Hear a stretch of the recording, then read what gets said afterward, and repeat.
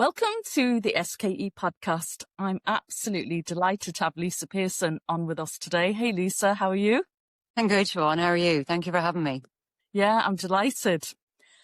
So it's only our third episode, actually. And the aim is to really get the content out about the courses. You know, we have the Diploma in Oral and Positive Health, which is the one that you completed a couple of years ago. And we now have the certificate in lifestyle medicine coaching and more recently, the certificate in health education. So tell us, why did you embark on the journey of going on the Diploma in Oral and Positive Health? I think I'm a long time in clinics. I'm 24 years working in dentistry. So some of that was dental nursing and then into dental hygiene. And I think as the time has gone on, I see the change maybe in what's presenting into clinics, particularly if you look at medical histories, the likes of the increase in type 2 diabetes, the increase in stress. And it plagued me a little as to how to manage that, because I knew we could definitely look at playing a role in regards to it, but how to go about it. And I was a long time away from any form of education. So when I seen the course popping up, it appealed to me for a few reasons. It was going to hit that area that I was interested in when it came to patient care. It was online. So as someone with a full-time job and with a family, the fact that it was online, it made it so much more convenient for me. I live in the country. So sometimes if I was looking at courses, they were going to be city bound and that just wasn't going to fit in. I wasn't going to be able to be city bound. So online was definitely a big appeal for me. Then there was a payment plan, which again is also ideal because yeah, I like that. Like when you're budgeting for your year, you're not necessarily maybe budgeting for something like that. So when it came up and you could do one kind of initial payment and then be paying it off, but that was ideal for me. Then the rewatching of videos. So generally I do like to attend in person. Like I liked to be present because it was giving you the options to ask questions. But I'm a little bit slower to take in information. And definitely if it's a little more complex, I need time to be able to sit with it. So to have the option to rewatch it, re-listen, work through things, and then go back to whoever was maybe given that lecture, be able to contact them to say, listen, I would rewatch, this is what I was thinking. Is my thinking right? Or have I gone down the wrong path? So all those little things added up to make it, I think, ideal for me and what I needed. Excellent. And all of the speakers, the lecturers that came on, were so open about being contacted. Yeah. Everybody did take that opportunity, and it was just fantastic to watch that collaboration. And it continues to be like that. And the further thing that's happened since, Lisa, on Zoom is that we can get AI notes. Now, you really need to double check them and everything like that, but it kind of gives them up, which is kind of handy just as a quick reference, you know? Yeah, for sure. From the course, what was one of your biggest takeaways? Probably the fact that you can be any age and submerge yourself into something again. So sometimes I think, well, maybe this is, again, it's just my thinking, but you can get a little caught up that you're doing your job, you're doing your day-to-day stuff. You're maybe doing stuff with the kids. You're kind of maybe not prioritizing yourself of what you might need out of any given day. So I think to get yourself back into it, like get that vigor again, like get that fire in your belly for something. Yeah. So obviously in my case, it was for my profession. While I still loved it, I did feel like it was waning a little, like I definitely needed something. So I think to be invigorated again, that like it's, I don't know, is it 2 years? I did the first round of it. So whatever time ago that was. And like it has, I've continued. So I think sometimes it'll just be that push. Now, when I say I left with a fire in my belly, that could be from acid reflux or stomach ulcers from the stress I gave myself for the year while trying to do it. But, you know, we'll never know. That's all parts of it too, isn't it, Lisa? You know, completely. Everybody kind of, you know, around the assignment time, everyone kind of gets, you know, a little bit of anxiety comes up or whatever. Yeah. And I will say, like, when I'm saying stress, that was stress I was putting on myself. Yes. Because the course itself wasn't stressful. There was no stress from you know, when you were at your lectures, like none of that, like it was all very enjoyable. The stress was on myself. So it was just kind of finding a new way to work your day and to manage your time better in order to be able to dedicate it to where you needed to. So say for me, I was getting up early in the morning. I might get up at 5 in the morning and do some of my college research or start some of my assignments and then be ready to face the day when the kids will be getting up. That worked better for me. I was more productive then than I would be trying to sit down and do it at 9 o'clock in the evening. So when I'm saying stress, it genuinely, the course itself wasn't the stress. It was me. But funnily enough, part of the course is teaching you how to manage stress as well. So it's all So tied in. it all aligns. You know, regarding that stress and us as clinicians, there is a kind of an onus on us, like that everything has to be perfect. And one of the things I say about the course, please enjoy it. And you'll remember me saying, but it's very difficult to hear that when you're in the middle of something. It's kind of like being in the middle of the forest, isn't it? And, Yeah. but it's about enjoying the content and bringing that back to your practice. But I can see every year it starts out, everybody is aiming to achieve the highest marks. Mm-hmm. But when you go through it, actually, when you look back, you know, and I've done this myself, and you say, actually, I didn't need to achieve such a high mark and Yeah. relax into the content. It's so different postgraduate education, isn't it? Yeah, completely. Now, I wasn't looking to achieve the highest mark because actually, like academia was never my strength. So I'd never go into something being like, I have to get the best. I'm more like, I really just want to pass.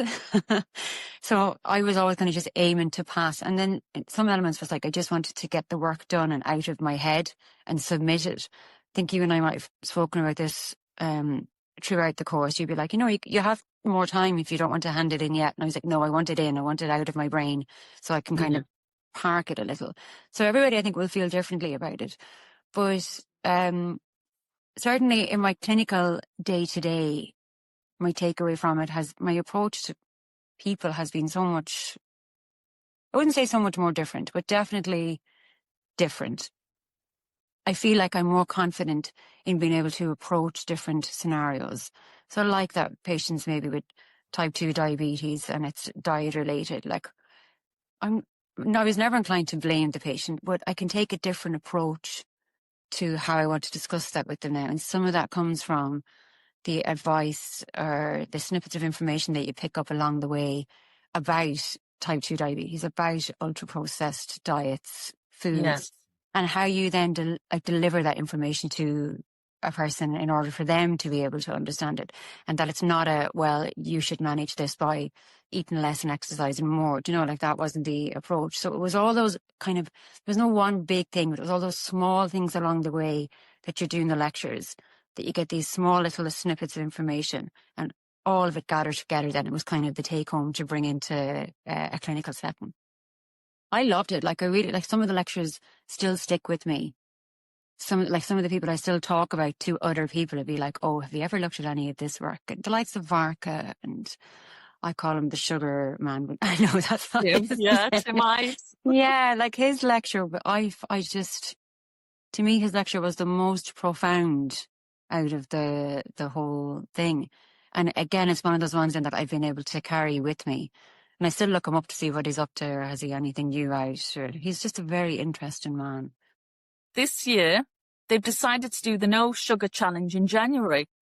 The group. Go on. So we might put that out there to everybody. Actually, we have a group now, don't we? Positive Health Advocates, for anybody that's left the program to come on. So we must put it in there. Must remember. Yeah, do. I'm not doing it, but do. Anybody that wants to join us, the No Sugar with Tim Ives.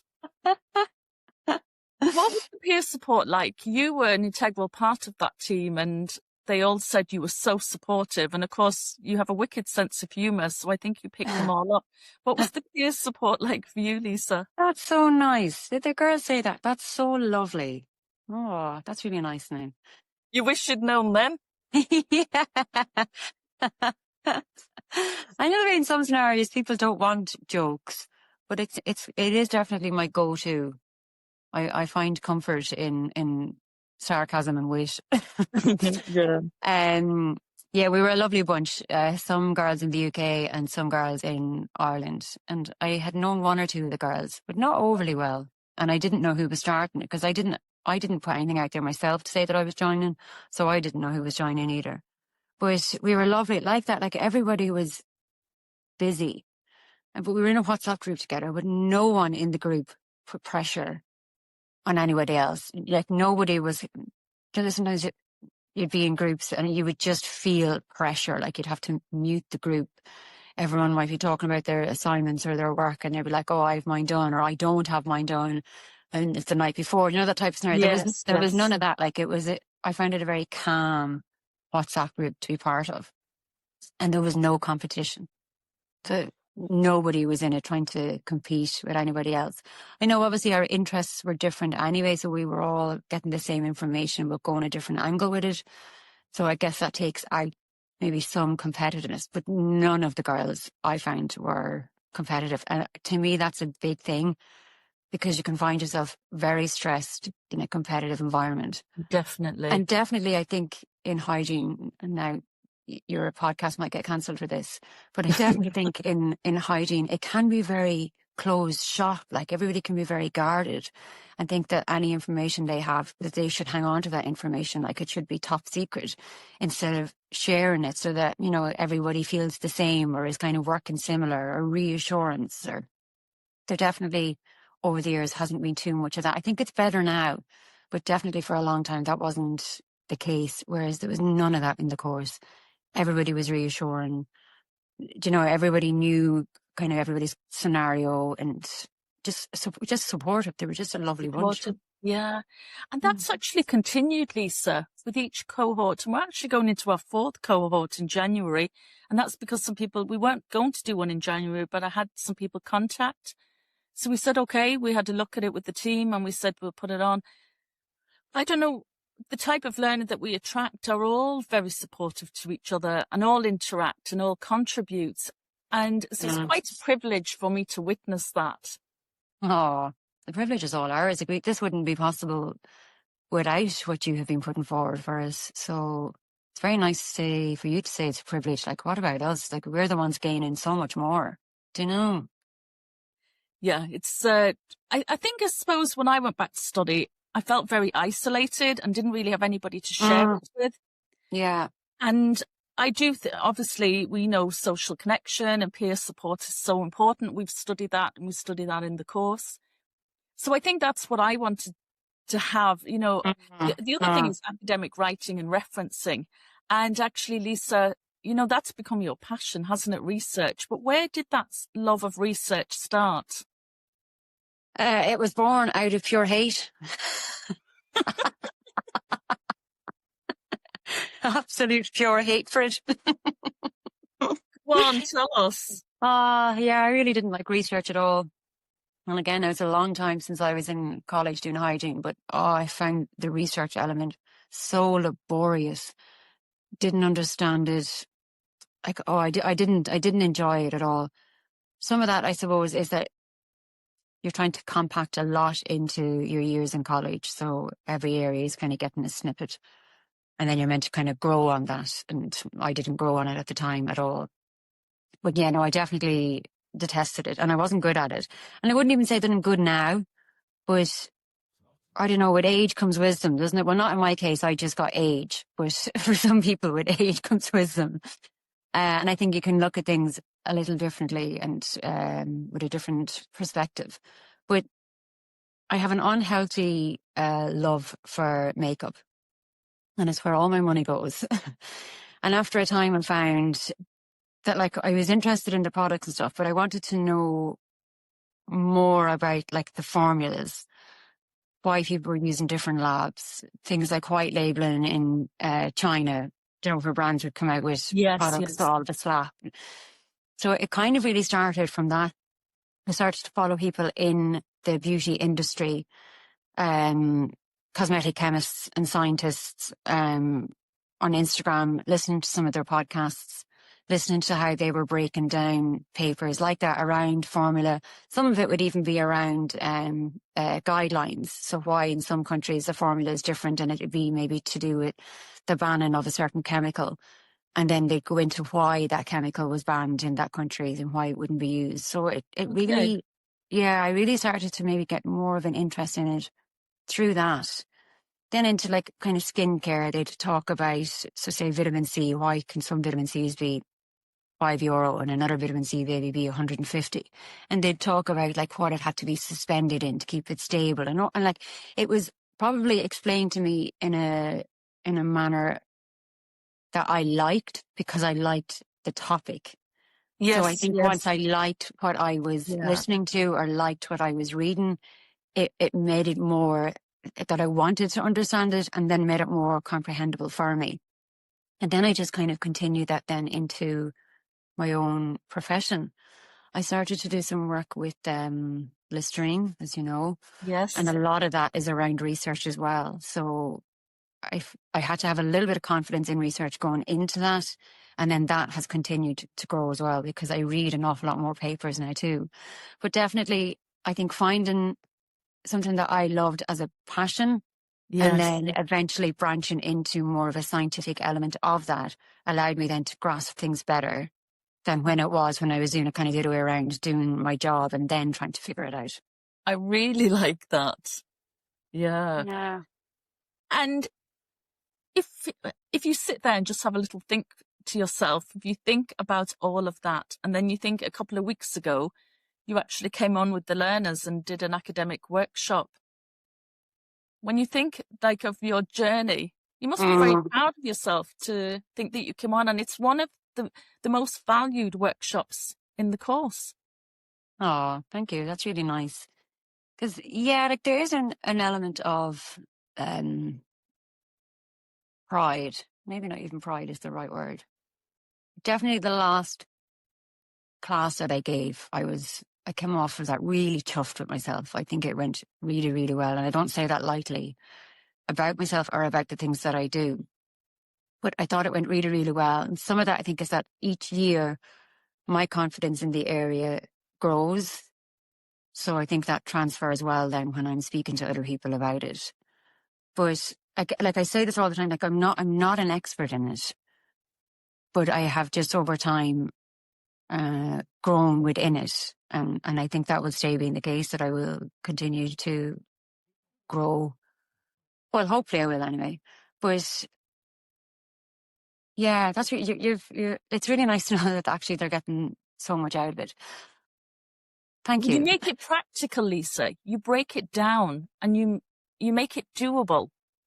You know, I've sat in so many workshops and lectures around academic writing and referencing. But yet when I sit in yours, you bring it to life. And it's so important for our peers to know how to research.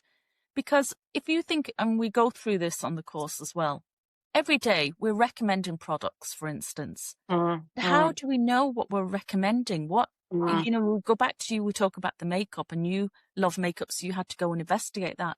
But mm, how many of us actually say, okay, what exactly is in this toothpaste or mouth rinse? And what's the mm. latest evidence? Because that's another thing. A lot of people have come back and said, now I know how to look at the research. I just didn't get it before. But that's something Yeah, you have to keep up all the time. It's not just something you can turn on and off, is it, as a clinician? no. And I think sometimes the thing with research is it's ever evolving, like it's growing. I think our learning stops from where we have stopped. So if we, a dentist, dental hygienist, dental nurse, dental technician, if we haven't continued any CPD, and I know in this country legally we don't have to, but if you haven't continued on and your education stops when you have finished college, then that's where your information is and stays. So you kind of need to be progressing with the research, because science isn't stagnant. Science doesn't stay the same. It's continuously changing and evolving. And what you might have learned 20 years ago about different products, that could all have changed. And that happened for me. Like some of the stuff that I came across doing my own assignments, I already had like thoughts in my head based on clinical decisions that I was making, but the research wasn't backing my clinical decisions. And I do mention that when I was writing up about it. And it may not necessarily change what I do, but at least now I know that I'm definitely making the most researched answer even if I'm not necessarily always going with the research. Because you won't, because your clinical guidance can help you make decisions too. But definitely, I think you need to be progressing with science and not staying where you last had any science interventions. Yeah, I really like that. Lisa, for somebody that's interested in research, where would they even start? Don't do it. Don't do it. Stay away. Books. I think books are one of the best resources that we have available to us when it comes to trying to grasp or understand research. And because now we have it in so many formats, like obviously you have your physical book, you can do an ebook, an audio book, like there's so many ways to get that information. And in the majority of books, you find that whatever the author is discussing, they will generally do a very good breakdown of the research around the topic. So the most current research, bringing it maybe all the way back to the initial research on a topic. So it'll give you a massive amount of information, but then usually again like that, they're very good at breaking down the information that they give. I find books definitely one of the best. Now, I say that because I do consume books a lot. I did 50 something Audible books this year, and I don't know, 50 something books through the library. You know, there's an app for the library now, you can do borrow books. I did 50 something books through that as well. And that was just this year. Now, they're not all research related. Like some of them are fantasy. That sounds kind of raunchy, isn't it? Well, I suppose that is kind of raunchy as well. But the majority of it would be research related or topic related, you know, like where we are with diabetes, where we are with the likes of autism, ADHD in particular, because it's such a hot topic at the minute, which social media obviously has a lot to answer for. Because you go on that and you maybe do some of the little questionnaires on it, and then we all have ADHD, but it's to know the research around it, isn't it? Yes, I get you. Yeah. Yeah, I think I would definitely say books would be the good place to start, because then you maybe might find an author or a researcher that you like, and then you can look them up. They might have podcasts or YouTubes or TED Talks or, you know, different formats where you'll get more of the information that you enjoyed from them. But yeah, that's where I would And go. that's the thing, your author heroes. So that's very much something I would do now. So Varka Ratu, you know, she's written a couple of I papers.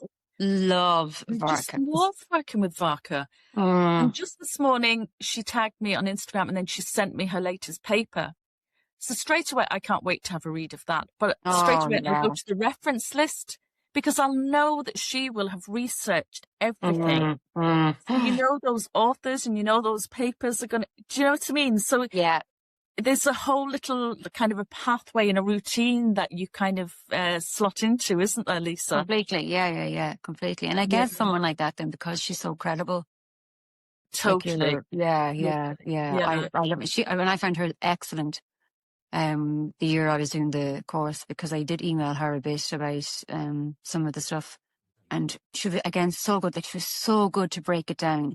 Like, you really have to break things down to like junior level for me to grasp, and she had no problems doing it. Like, it was. She's so passionate, and you can ask her anything. She's honestly my go-to. Yeah, and I think someone's mind when they're, because I find her incredibly intelligent, but I think, like, obviously to be able to like have so much in your brain and have it at such a high standard, to then be able to break that down to such a level that I can grasp what she's saying, I think it really, really shows how well someone knows their topic. Oh, because yeah. if you can educate it at a high level, you know, when we were using big words and big terms, you know, like when you can do it at that level, but then you can break it down to the ABCs for me to then be able to grasp, I just think you'll know it so well, like, don't you? I think that's a great skill. Definitely. Lisa, what's next for Lisa Pearson? Well, I did have my next course picked out, but in true Irish fashion, we bought a field So that was my funding pulled. Okay. But I don't mind. The course I'm looking at, it is a research course. So the next cohort of that is next September. So I'll just look at maybe doing that. But I know I keep saying this to you and putting awful pressure on you. Like, some of my reluctancy to start any other course is waiting to see what Siobhan Kelleher is bringing next, because I don't want to be in a position that I can't start that. So no pressure. I know these things are very easy to set up, Siobhan, so just come on, get on Yeah, with it's it. very easy, Lisa. Lisa, I wish you the best of luck. And, you know, it's exciting for me to watch your journey. I'm delighted that you're part of the faculty here. And I just want to say the best of luck in the future. And I know you're going to come back on, and we're going to go through some of the pillars of lifestyle medicine and talk a little bit more. Thank you so much. Thank you. And yeah, look forward to having you on again. Take care now. Thanks so much, Siobhan. Take care. Bye-bye.